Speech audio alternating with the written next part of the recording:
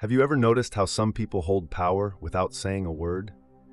They don't chase or explain, they simply withdraw, and suddenly others rush to be near them. This is not magic, it's the power of pulling back.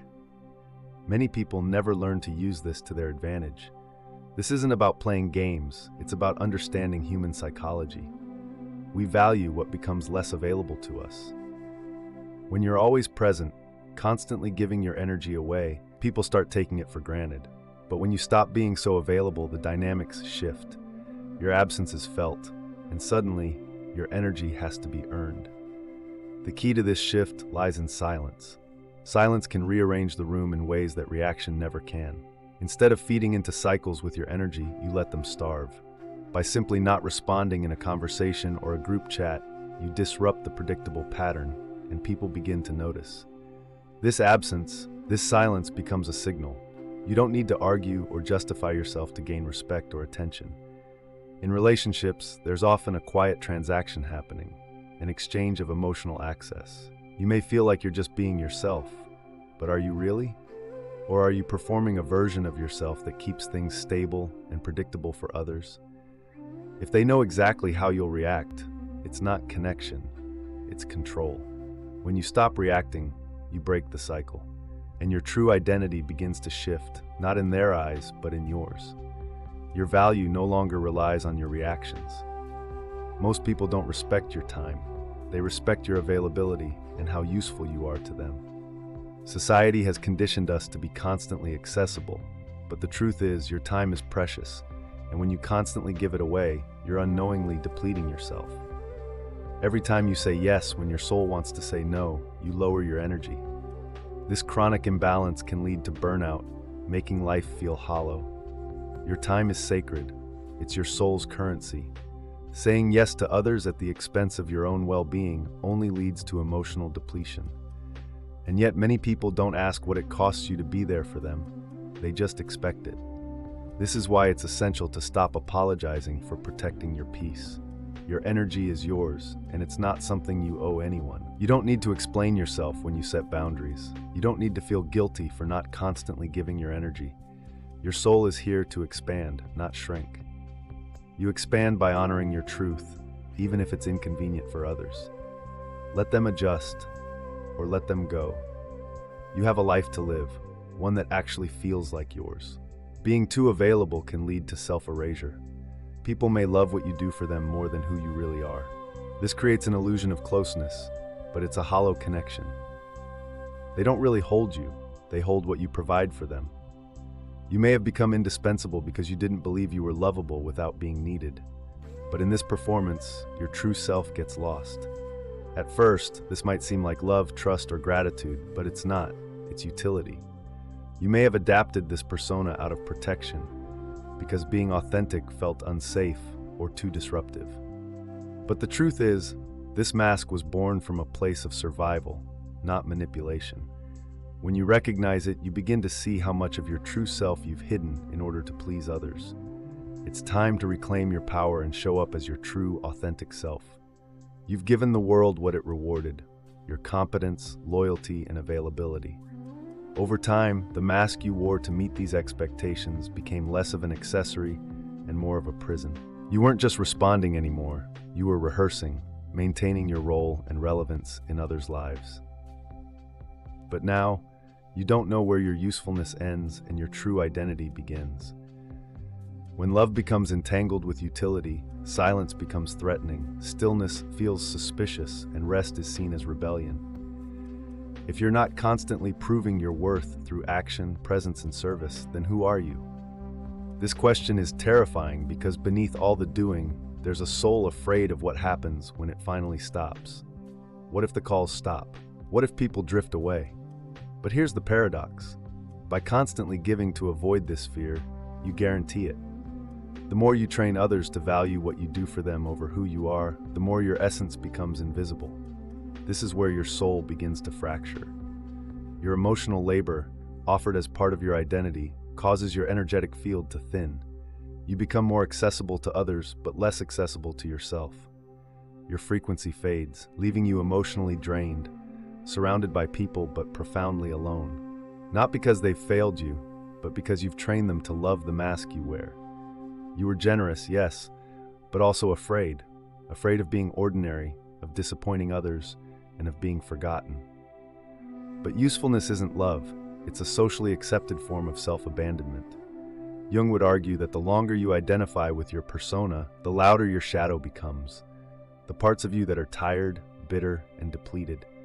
These parts don't disappear, they accumulate until they eventually resurface, not to destroy you, but to ask what would remain if you stopped performing. Pretending to be inexhaustible leads to soul death. You deserve love in your stillness, in your no, in your silence. The people who only love the version of you that solves things are not your people. Those who stay when you rest, who appreciate you in your absence, are the ones who see the real you. So, here's the invitation. Take off the mask, withdraw from the performance, and see who stays. Not to punish you, but to protect the parts of you that never needed to be earned in the first place. You are not here to be a utility, to be accessed on demand, or to prove that you matter. You're here to exist fully, imperfectly, and unapologetically. The ones who can hold space for that won't be threatened when you stop giving. They'll be grateful when you start being. Your power doesn't always leave in loud, dramatic ways. Often, it seeps out quietly through unchecked reactions, petty arguments, and emotional overstimulation. It may seem justified at the time, but it drains you, leaving you feeling empty. Every overreaction is a power outage in your system, diverting your energy from your higher self to the noise of external conflict. You can be right and still lose, because the energy you spend in arguments doesn't return a meaningful gain. It's an emotional expense with no long-term benefit. True power comes from choosing when and where to invest your energy. Your emotions are your currency, and emotional discipline isn't about coldness. It's about conservation. It's the refusal to let your energy be hijacked by people who haven't earned it. It's knowing when to walk away, to stay silent, and to avoid battles that aren't worth fighting. Avoiding reaction doesn't mean suppressing your truth. It means refining your expression. Not every feeling needs to be externalized, and not every emotion needs to be shared. Some parts of you are meant to be witnessed in stillness, not for the applause or opposition of others.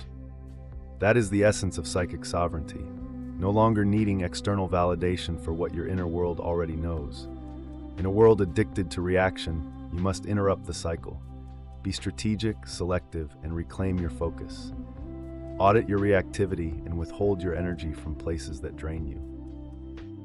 You are here to transform, to guard your energy, because your evolution depends on it. The moment you're triggered, when the tension hits and your body reacts, you can feel the rush, the heat, the impulse to defend yourself. But that internal reaction is not weakness, it's history, stored in your body. It's a younger version of you, afraid that if you don't act now, you'll be diminished. But if you can pause, if you can resist the gravity of that reflex, you'll see something important. The trigger isn't the threat, it's the teacher. It shows you what still holds power over you, not the situation or the person, but the unprocessed vulnerability inside. Jung understood this well. The enemy is not out there, it's the unexamined vulnerability within. The real transformation begins when you recognize this. Jung believed that the full realization of the self requires a radical confrontation with the shadow. Your shadow is the hidden part of your psyche, buried beneath the persona. The triggers from the shadow aren't meant to shame you, but to signal something you've abandoned. It's time to bring that part of you home. But that can only happen if you stay, not in the argument, but within yourself. That is the true discipline. Staying conscious when your nervous system is screaming to shut down, lash out, or escape. It's feeling everything without becoming the feeling. It's noticing the rise of emotion without mistaking it for truth. It's recognizing you're at the edge of your limits and choosing not to collapse. Mastery is not about eliminating reaction, but about meeting it with awareness. It's about discerning how much of your reaction is truly yours and how much is ancestral, conditioned, or inherited. When someone insults you and you feel your body preparing for war, instead of reacting, you breathe, observe, and hold the charge without spilling it everywhere. In that moment, you've stepped out of the spell. You're no longer moved by the moment, you are moving with it from a place of centeredness. This is the difference between reactivity and sovereignty. Reactivity is a reflex. Sovereignty is a response. One is survival-based, the other is self-possessed. And yes, it's hard. It requires you to feel the very thing you've spent your life avoiding: helplessness, abandonment, invalidation, betrayal. The trigger will find your root wound, and if you let it, it will rule you. But if you can sit with the shame, the anger, the rejection long enough to see it, you take its power away. You are no longer a servant to the pattern. You become the witness, the container, the presence that holds the charge without becoming the explosion. And in that moment, you reclaim something no external validation can give you: choice. The choice to speak with intention or say nothing at all. The choice to hold your center or let it be hijacked. The choice to act in alignment rather than react. Feeling triggered is inevitable, but letting that trigger define your reality is optional. It's not about never being affected. It's about being aware enough to recognize when your old wounds are steering the ship and being conscious enough to take the wheel back. This is the real work. Not avoiding conflict. Not pretending you're healed, but practicing presence in the moments when it's hardest to hold. You don't need to fight every battle that reminds you of your past. You don't need to explain your worth to those committed to misunderstanding it. You don't need to match the energy of the provocation. Sometimes the most radical thing you can do is nothing. No defense, no performance, just stillness. Stillness that says, I know who I am, and this doesn't get to decide that. True power is not loud. It is steady, measured, unbothered by noise that used to destabilize you. This is the moment you realize that the trigger is no longer in control. You are. This is not avoidance. This is evolution. If you want to measure your freedom, don't look at how you feel when life is smooth. Look at who you become when you're provoked. The path to sovereignty is not paved with perfection. It's built in the fire with the breath you take when you'd rather yell, the silence you choose when you could dominate, and the inner stillness you create when everything in you wants to break. You probably notice sometimes that when people look at you, they're not truly seeing you.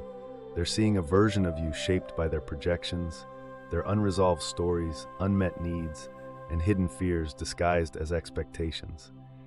If you've spent your life being agreeable, adaptable, or emotionally fluent, you may have become the perfect screen.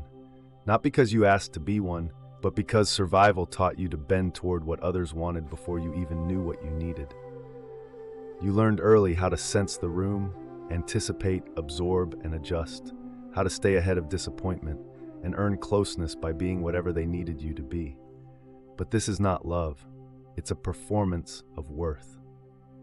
When people are interacting with their projections of you, they're not connecting to your being. They're relating to your utility, to the image of you that confirms their worldview, and to the version of you that doesn't disrupt their fantasy. You become the helper, the strong one, the calm one, the reliable one, the one who doesn't need much. As long as you play the part, the relationship appears to work. But the moment you shift, when you get quiet instead of comforting, when you say no instead of accommodating, the energy changes. You're no longer easy, no longer convenient. You've broken the projection. In systems where your compliance has been mistaken for character, your truth will be seen as betrayal. Not because it's wrong, but because it threatens the balance of control. It exposes that the relationship was conditional on your ability to stay within the frame. Projection is an unconscious process. People cast parts of themselves they can't hold, wounds, idealizations, shame, onto others. If you're not aware of this, you may mistake being idealized for being loved. But love is based in knowing, while projection is based in need. One liberates you, the other demands your obedience. The danger of projection is not just misrecognition, but the psychic erosion that occurs when your identity is reduced to a single dimension. You become a symbol, a role, a function in someone else's emotional economy. And here's where it becomes manipulation. You are praised when you stay in the role, validated when you self-sacrifice, rewarded for silence, and admired for compliance. But the second you reclaim your time, energy, or agency, those who once adored you become cold, passive-aggressive, critical, or even hostile. They withdraw affection to steer you back into place. They label you selfish, changed, or ungrateful, not because you've done something wrong, but because they've lost control of the character they cast you as. Many people, sensing this shift, fold. They shrink back into the script because the loss of belonging, even false belonging, can feel more terrifying than the loss of self. But there comes a point, often after repeated emotional exhaustion, when you realize maintaining the performance is far more costly than walking away from the stage. And that's the moment the mask slips. The moment you step out of the projection and allow yourself to become unrecognizable to those who only loved the idea of you. They may leave, but something else happens. The projection collapses, and with it, the manipulative dynamic dies. Manipulation needs predictability. It depends on your consent, whether silent or conditioned. But the moment you stop performing, you become unpredictable. Not in a volatile way, but in a sovereign one. You're no longer readable through their lens. You are no longer shaped by guilt or pliable under pressure. This new version of you, the one who doesn't automatically say yes, the one who doesn't trade boundaries for belonging, disorients people who were never seeing you clearly in the first place. But that disorientation is sacred. It means you're no longer playing a part. You're becoming a whole person, multidimensional, emotionally honest, and no longer contorting to remain digestible. This is not rebellion. This is reclamation. You are not here to be interpreted. You are here to be witnessed. And those who can't, who refuse to see you, were never truly connecting to you. They were connecting to their projection. So, let the roles fall, let the applause fade, and let the version of you that only existed for others' comfort dissolve. In its place, something quieter, truer, and far more powerful will emerge. The you who no longer fears being misunderstood. The you who would rather be real than revered. The you who is free. Silence, when chosen with awareness, is not retreat. It is a reclamation. Jung once said that everything that irritates us about others can lead us to an understanding of ourselves. But he also knew that not every conflict is worth entering, especially when the conflict is designed to provoke your reactivity, not your growth. When someone attempts to bait you with criticism, distortion, or performance, they're often not speaking to you at all. They're speaking to the image they've projected onto you. If you react without awareness, you confirm the very role they've cast you in. That's the trap. Silence is a powerful tool for breaking manipulative patterns. Instead of reacting, silence creates a void where control attempts fall apart. When you remain silent, you withdraw from the emotional games others try to play, showing psychological mastery and starting the process of individuation, becoming your true self, as Jung described. Silence lets you observe hidden dynamics, both in others and within yourself, without getting trapped in old reactive habits. Through silence, you reclaim your energy, recognize manipulation, and strengthen your boundaries without needing to defend or explain yourself. Speaking too much, especially when emotional, often comes from programming and fear. Silence instead fosters clarity, emotional discipline, and true power. Not power over others, but the power to stay centered. Also, not every conversation deserves your truth. Some people listen only through their own projections, making true communication impossible. Speaking to them drains you rather than empowering you. Emotional maturity means knowing when to speak and when to stay silent, protecting your energy and choosing your listeners wisely. Real growth happens when awareness turns into action. Knowing your patterns isn't enough. You must change your behavior, even when it's difficult. It's not enough to say your piece matters. You have to live like it does. Let the calls go unanswered. Stop justifying yourself to people who were never really listening. True change isn't instant. It's uncomfortable because your nervous system is still wired to old habits. But every time you choose presence over performance and stillness over apology, you're not just changing your actions, you're reclaiming your dignity. Growth isn't about being perfect. It's about practicing. Your truth doesn't need more debates. It needs embodiment. Ask yourself, are you performing what's safe or living what's real? Reflection without action is avoidance. Clarity without change becomes a new kind of prison. Start small. Hold your boundary. Let silence be your answer. That's when healing stops being an idea and becomes a choice. Being alone can feel terrifying when you've built your worth around roles, relationships, and being needed. We've been taught that solitude signals failure. But what if solitude is actually sacred, the beginning of coming home to yourself? Eventually, the roles you perform start to exhaust you. You find yourself saying yes when you mean no, showing up out of guilt, smiling through discomfort. Maybe you've worn the mask so long you've forgotten what your real face looks like. That's where sacred isolation enters. It's not about cutting people off. It's about creating space to hear your own voice again. At first, the silence feels heavy, but if you stay with it, underneath the loneliness, you'll meet someone rare, your real self. Jung called the mask we wear the persona. It's necessary to function, but dangerous if mistaken for who we are. Stepping back lets you separate what's truly you from what fear or approval shaped.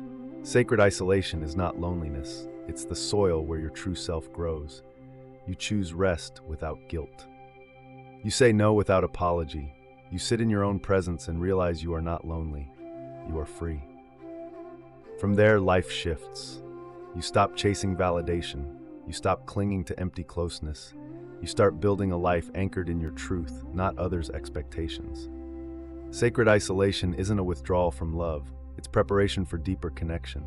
You carry yourself into every room instead of seeking yourself in others. Letting go often feels like grief, but sometimes it's not a loss, it's a release. Walking away from chaos can trigger guilt. You wonder if you're being too harsh. But step back and ask, are you grieving the person or detoxing from the emotional roller coaster they created? Not every bond is nourishing. Some drain your spirit under the guise of intimacy. Emotional chaos can feel intense, but intensity is not the same as depth. Choosing distance doesn't make you cold, it makes you clear. One day, with enough distance, you'll feel it. Peace, not loud, not dramatic, but steady. You'll stop overthinking, stop rehearsing conversations, stop carrying weight that was never yours. The truth will land. What you feared losing was actually the thing that was holding you back. Jung wrote, "Until you make the unconscious conscious, it will direct your life and you will call it fate." Emotional chaos, when left unchecked, feels like normal. But stepping back shows the truth. It was a cycle, not a connection. Detaching doesn't mean you stop caring. It means you stop clinging to what harms you. It's not about walls, it's about boundaries that protect your energy and honor your growth. Yes, it will feel like an ending, because it is. It's the end of a version of you that stayed in pain to stay connected. And what rises from that is strength, the kind that doesn't shout but simply is. When you stop giving your energy to chaos, a quiet power returns. You walk differently, you speak differently, you move from wholeness, not hunger. Rebirth isn't about adding, it's about subtracting. It's pulling your energy back from false identities, letting dead things fall away. It's realizing that you tolerated disrespect because you feared being left behind, and deciding to tolerate it no longer. From this shedding, a new self emerges. Not better, just real. The one that doesn't chase, doesn't perform, doesn't explain. This is what Jung called individuation, the unveiling of who you were always meant to be underneath the noise. This reborn self doesn't shrink to fit small spaces. It doesn't need approval to act. It knows solitude is not exile, it's refinement. Boundaries are not barriers, they are birth canals for your next chapter. Grieve if you must, for the roles you played, the years you shrank yourself, the love you gave while you abandoned yourself. Grieve, then rise. You will find yourself stronger, more honest, deeply rooted in your own wholeness. You will create instead of cope. You will attract rather than beg. You will be instead of performing. The people who match your new frequency will find you because you will no longer hide the signal.